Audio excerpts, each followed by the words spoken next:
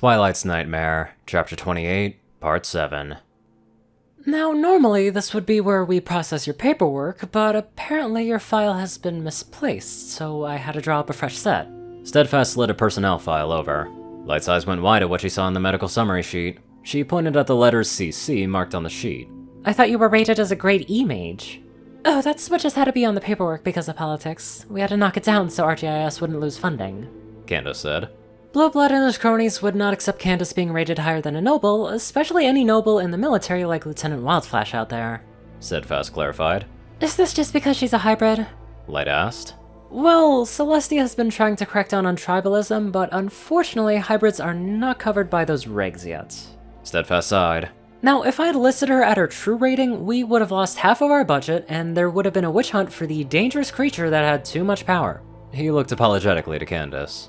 There was even talk of taking her wings for even the small amount of power the old paper said she had. Light winced. Candice looked at Steadfast, her face taking on a cast of dark seriousness. Excuse me? Explain, please. Steadfast shook his head. I won't tell you who started it, but it was shut down, unfortunately before it reached Princess Celestia's desk. How was that unfortunate? Candice inquired, and Light laughed.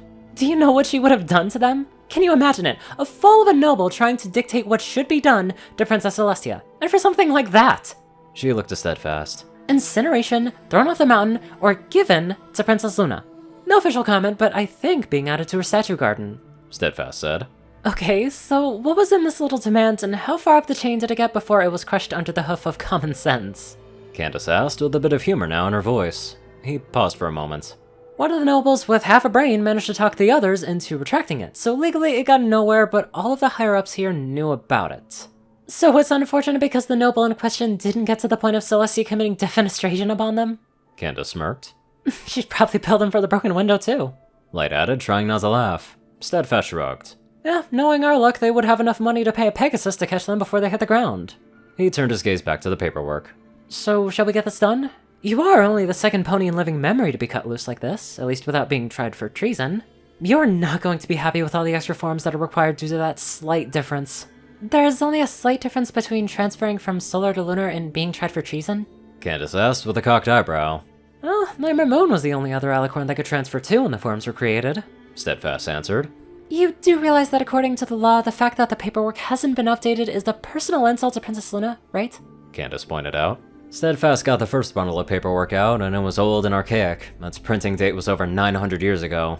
He looked from the paperwork to Candice. It's not intentional, you know that.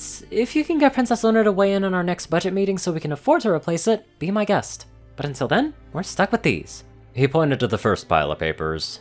Magically unalterable forms are rather expensive and require Class B unicorns to make the required standard. I'll bring it up to her as soon as I can. Candice stated as she grabbed the first stack. She was starting to get used to the pony-sized stacks of paperwork. A couple hours passed. Well and truly tired of paperwork, Candice stepped out of the RGIS building. Even with the challenge of them being written in Old Ponish, it became mind-numbing. She made her way past the guards and away from the RGIS building. Looking at where the now harsh sun was in the sky, she had 4 hours left until her fate would be decided. She was grateful for her eye protection spell, and for stopping her being blinded by dazzle spells or just a flash from powerful ones. The minor personal enchantment spell also did a great job of acting as sunglasses, and it cost her so little magic that she tended to leave it on at all times. Depositing her final pay in the Royal Bank of Canterlot, Candice decided to check her account balance for the first time in over a decade. She never really had a need to since she lived in the officers' apartments and the guard base and lived with minimal expenses. 80% of her pay never really got spent, so she never needed to worry about it. Seeing an account balance that could buy a nice-sized house near the noble section of Canterlot was rather a shock. The interest that was gathering in her savings was also compounding it, and needless to say, her 23 years of living very frugally had unexpectedly paid off.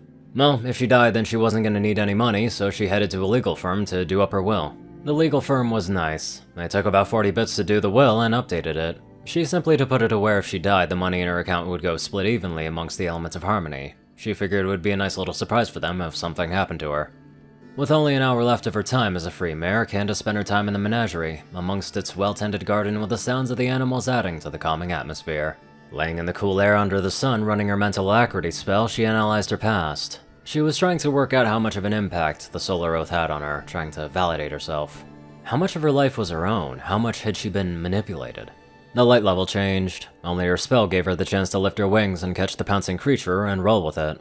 The magic felt like Luna's. The creature seemed to be made of a piece of the night sky, torn free and shaped into the form of a powerful unicorn mare with a flowing mane and tail. Once they rolled to a stop, Candice hugged the creation. For a moment the creation seemed puzzled, but then it nuzzled Candice affectionately. Candice was confused for a moment that this was not Luna. The creature had none of Luna's desire or seductiveness, it just seemed like a playful animal or maybe a foal. Fascinating. Spell, construct, something else? Insight commented. Candice replied in her mind.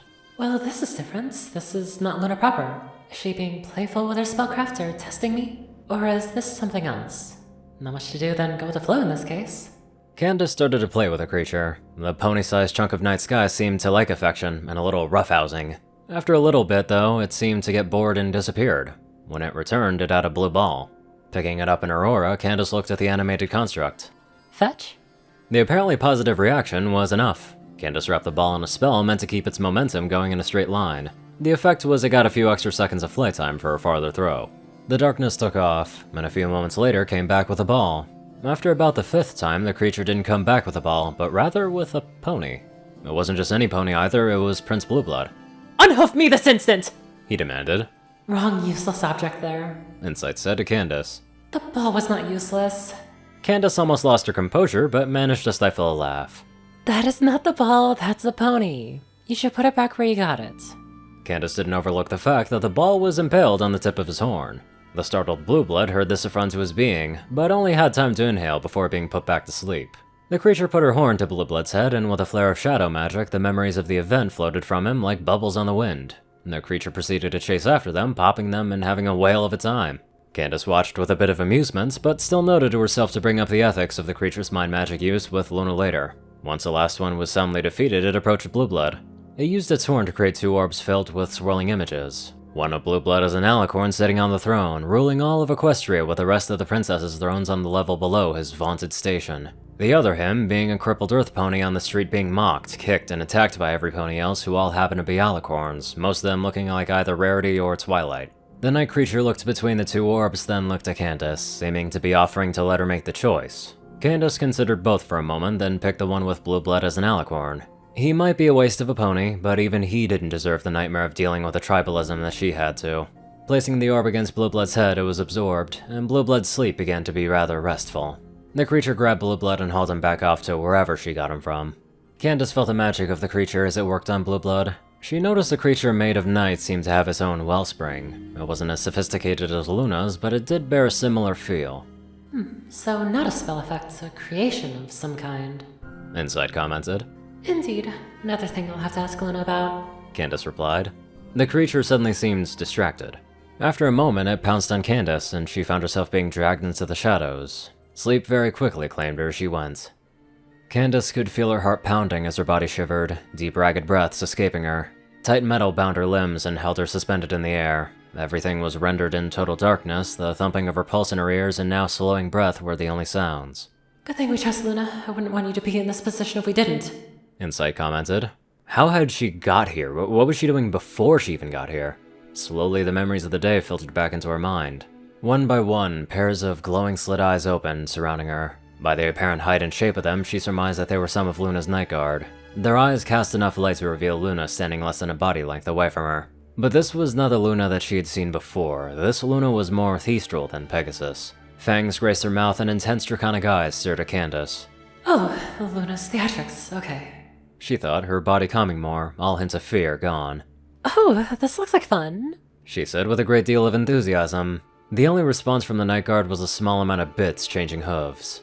Oh, are you betting on me now? The deadly-looking princess of the night in all of her nightmare-like glory rolled her eyes, an edge of disappointment showing as her wings slumped slightly. Thou knows that we had a more frightful speech waiting for thee, Luna lamented. Candice looked genuinely sorry for spoiling Luna's fun. Oh, sorry, you can still go through it. I promise to roleplay along with it. The surrounding night guard were wise enough to not say anything, but still, a twinkle in their eyes spoke enough about their amusement. Well, now the mood has been broken. Luna cast some mock-angry looks at the night guard who had pocketed the bits. Shall we begin? Luna asked. The look on Candice's face seemed to hint that she thought the situation was rather appealing in a way. She looked down at her body being on display for Luna. Looking back at Luna, a look of desire was not able to be hidden. Know that as Twilight is to be wed to me, anything that you swear here may well bind you to her in time. Luna said in a serious tone. A hint of a smile flickered on her muzzle for a moment. I trust that won't be a problem? She asked. That would be the opposite of a problem for me, Candice said. Luna licked her fangs for a moment, letting her eyes rove over Candice's body. There was an edge of melancholy to the gaze, like this might be the last time that she saw her. Then she whispered, hoping Luna could hear her. I'm not going anywhere. I'm here for you.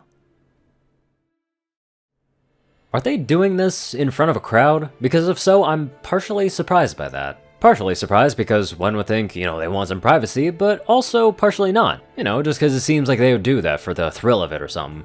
Anywho, enough of that. Now let's get on to our very professional donators. Top donators: Peter Coulthard, J-Tin Man, Darkside, Gauntlet, and Only One Thing.